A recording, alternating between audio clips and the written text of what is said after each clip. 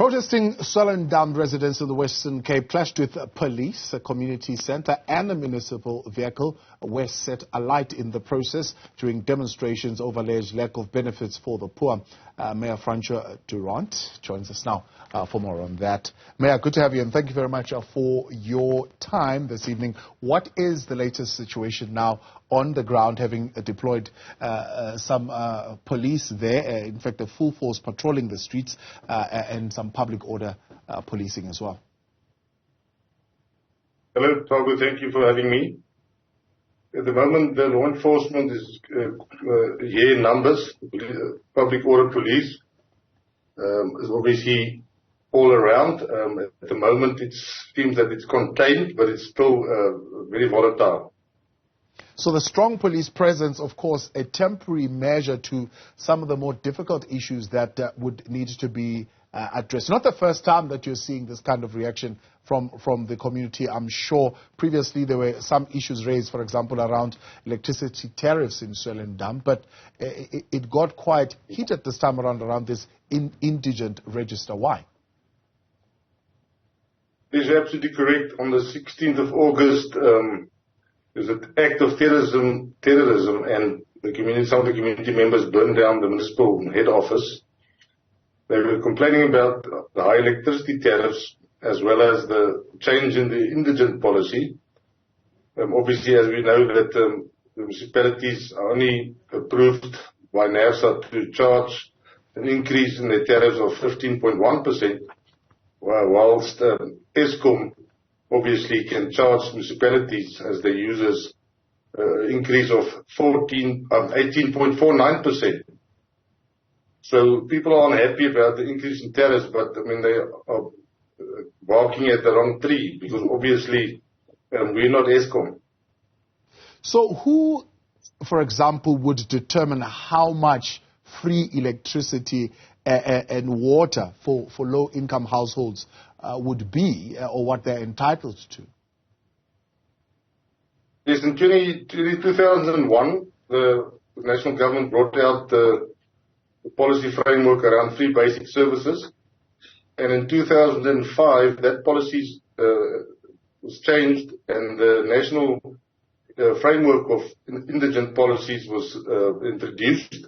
That is what all municipalities must base the indigent policies on. And it says that you get 50 free units and 6 kiloliters of water or 20 kilowatt hours or units, sorry. If you, in our case, poor indigent, which is the second category that we have in our municipality, it states on the COPTA website everywhere that you see households must apply. So if you qualify for indigent, people really need to be supported. You get your 50 units free every month. And obviously, if you got a water meter, you get 6,000 liters of water free. If you live in an informal settlement, at the moment there are no water meters. There are only 573 households that have electricity meters.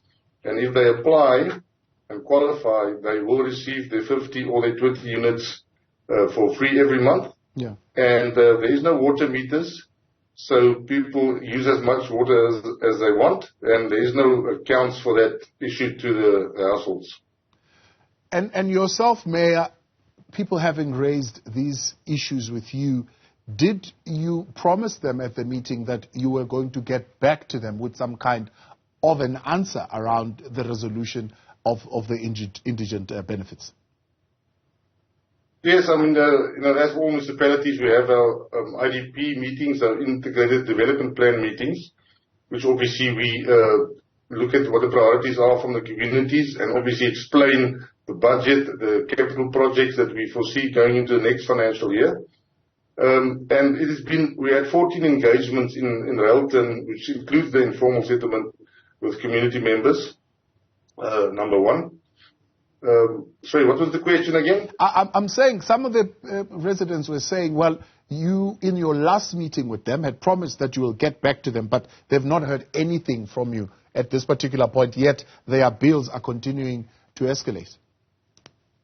So when on the 16th of August, when the act of terrorism happened in Swellendam municipality, A few days later, we met with 3 representatives of the community, and we're trying to negotiate. I asked them if they understand what the Indigent policy, how it works, and they said no. So I explained in detail how the policy works, and we offered them if the people apply and they qualify, we will backdate the units from the 1st of July, which is obviously our start of our financial year. We'll backdate those units. We'll give them 50 units for July, 50 units for August, and obviously if they qualify, then going forward they would receive their 50 units.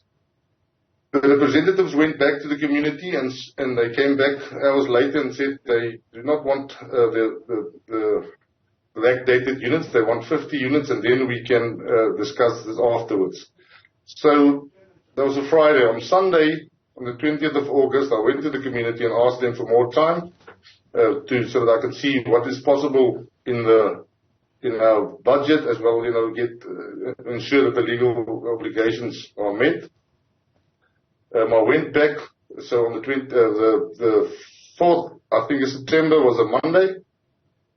And I gave the feedback that obviously the 30th of August, there was a march that was approved. They came to the municipal building and handed a memorandum to myself, and asked me to reply within 4 days. That was the Monday, the 4th, I believe, of September. I've done that with the community representatives, as well as the Rian Jonas, an ANC employee, who was part of the feedback.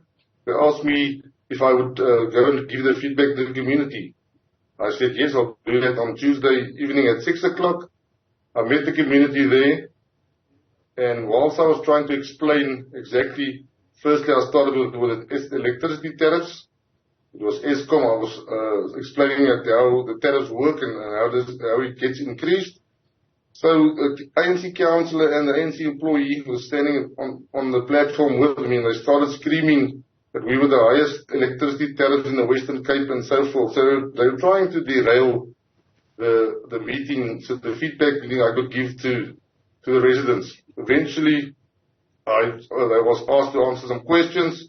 I got off the platform and tried to engage one-on-one with the people who were asking the questions.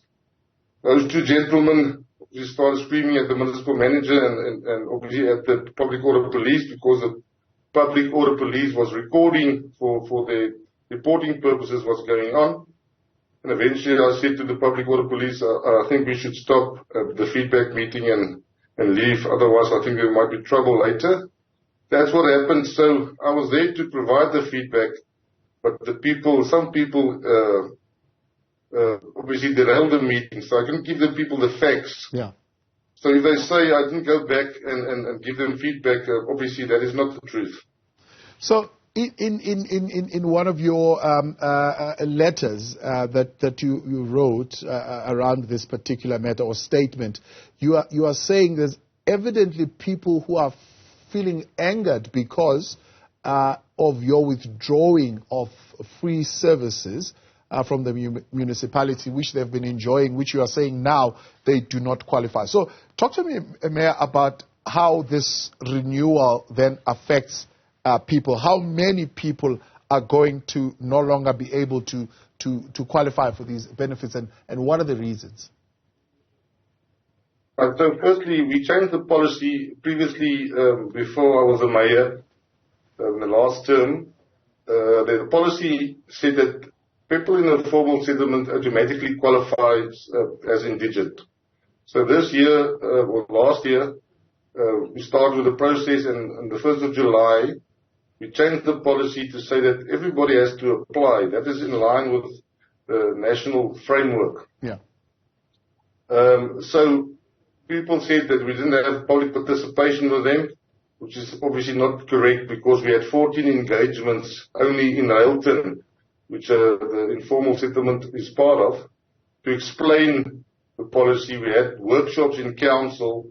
The ward committee members, especially from those wards in Railton, was trained on the policy before it was actually approved and adopted in council. Yeah. So how it works is the informal settlement, there's 573 registered electricity meters. So we worked out that there's a certain criteria. If you use more than a certain amount of units on average a month, then you will not qualify for the full indigent. But we worked out that only 25 of those meters use more units as supposed to do the criteria. Yeah. So I don't know what percentage that is, but let's say 93% of the people would qualify for the indigent. But there has been misinformation spread that now all of a sudden they're going to pay for the water, they're going to get water accounts, which is obviously not correct. So you are saying, from where you are sitting, at least from those who are metered out of the 573, this renewal requirement would only affect 25, and the basis of them being excluded is the fact that they are using more than their allocation. Is there any other means test that is conducted other than the fact that you are using more than your allocation and therefore you no longer qualify for the indigent program? Tabu, yes, there is other criteria which mean your salary. So our policy have 4 criteria. So if a full indigent which you receive, if you have formal housing, you have 100% discount on all your service charges every month. You get your 50 units free and you get your 6,000 liters of water for free. So you, in the informal settlement, everybody does not have water taps in their homes. There's obviously standpipes and ablution, communal ablution. So they won't be paying for any service charges in any way. They won't be paying for any water they use in any way. So most of them will qualify according to the salary bracket. So our policy says if you earn between 0 and 2 times the all pay pension, which is 4,160 rand, between that and 0 rand, you would qualify for the full indigent. If you earn 4,161 rand, all the way to 4 times the all pay pension, which comes to 8,320 rand, you can qualify for a poor category, which means you only pay 50% of the service charges a month. You get 20 units for free. You still get your 6,000 liters of water for free. After that, we have the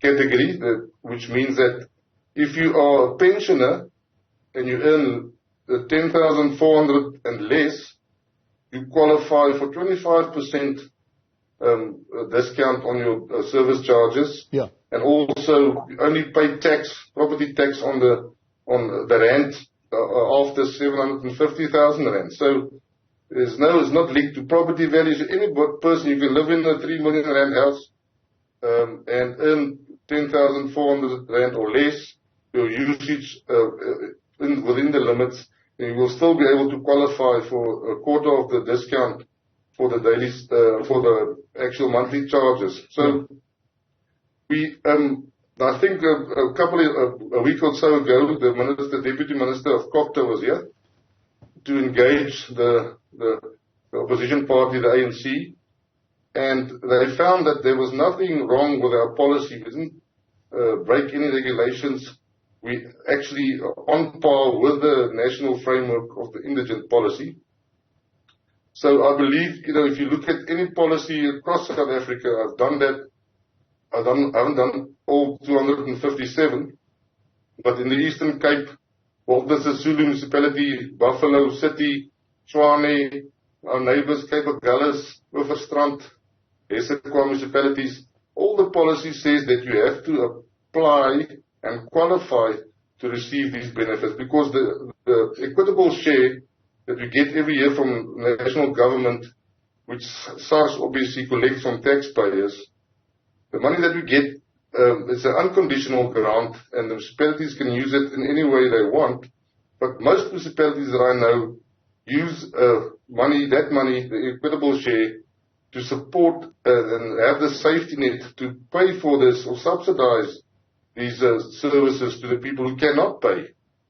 So in our case, I think we get about, last allocation was 40 million rand. 26 million rand of that money we use to subsidize the services for the people who cannot pay. So it is unfair if you earn more than the amounts according to the criteria, and you still get 50 units for free. You're taking the service or the benefits from people who actually really need it.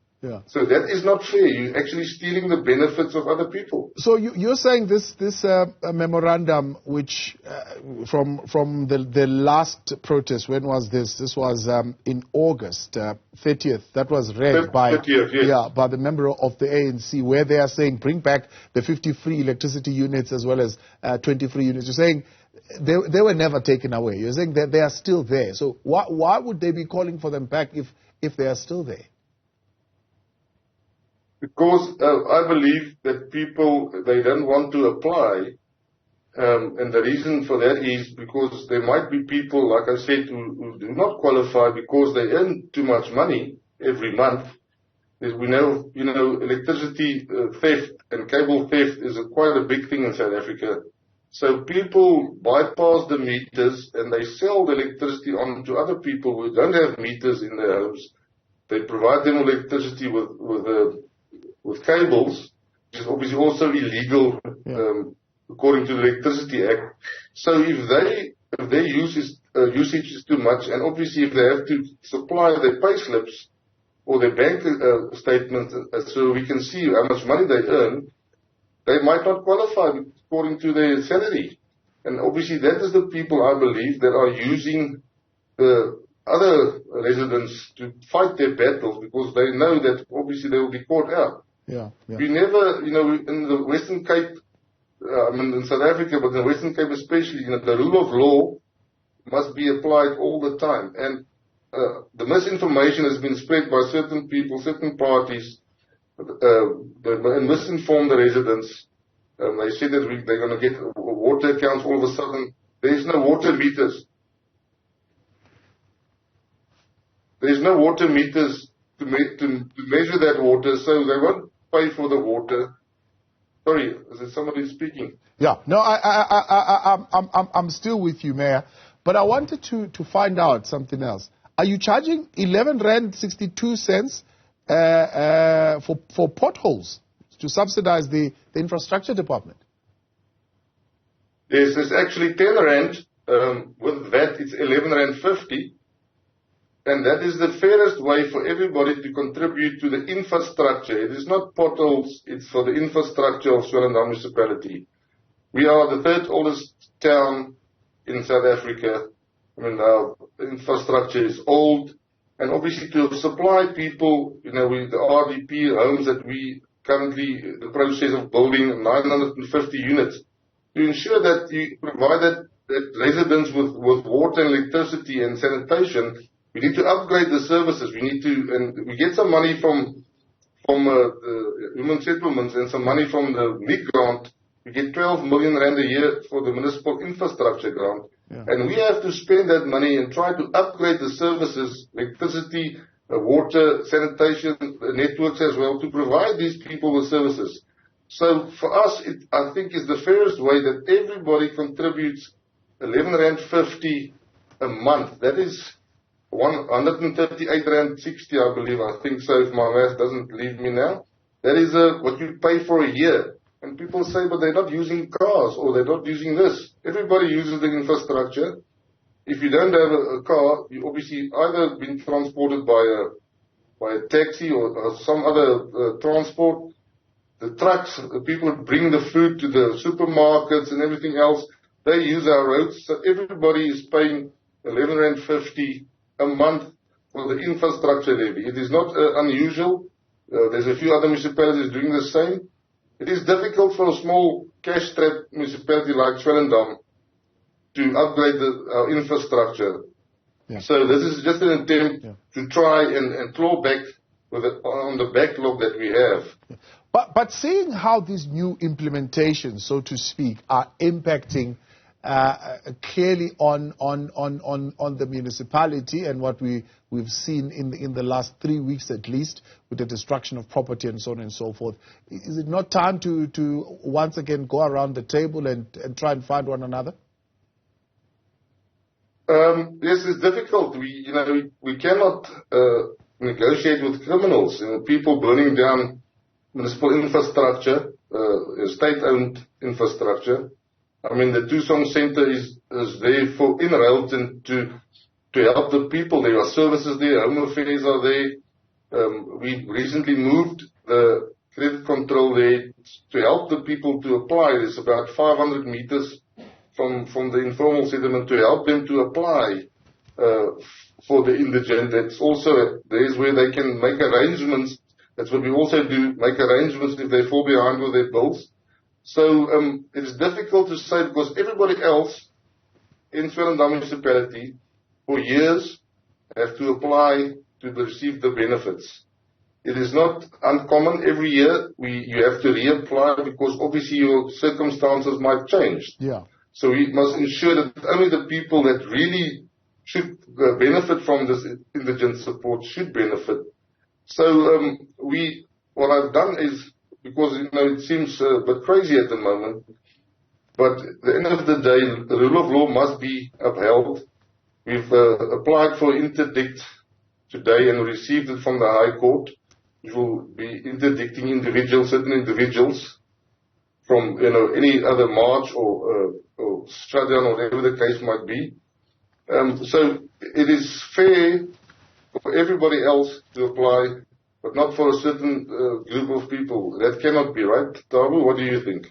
Well, I mean, if applications is what is the process in terms of getting the benefits, then everybody must certainly apply and must follow the same route, and it must be equally applied. Equally so, I mean, if there are processes that require consultation and with the people, if you want to add 11 rands to their bill, people are living in tough times, and if it is unacceptable for them to pay the 11 rands, you must find a solution to meet one another halfway, I suppose, as far as that is concerned. Don't you think so, Mayor?